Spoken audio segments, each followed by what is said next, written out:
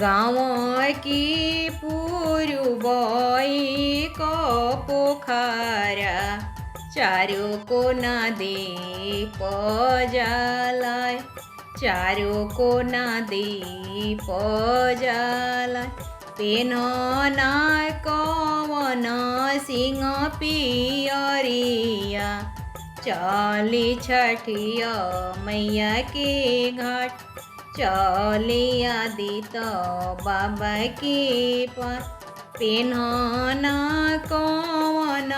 देई पियरिया चलय रघ दिया चलय रघ दिया बाजन बाजे सहनैया मोरा एको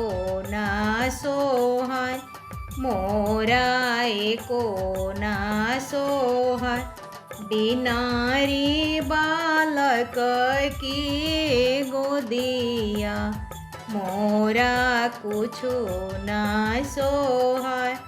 मोरा कुछो ना सोहाय गाँव की पूर्वई को पोखरा चारों कोना दीप जलाय चारों कोना दीप जलाय।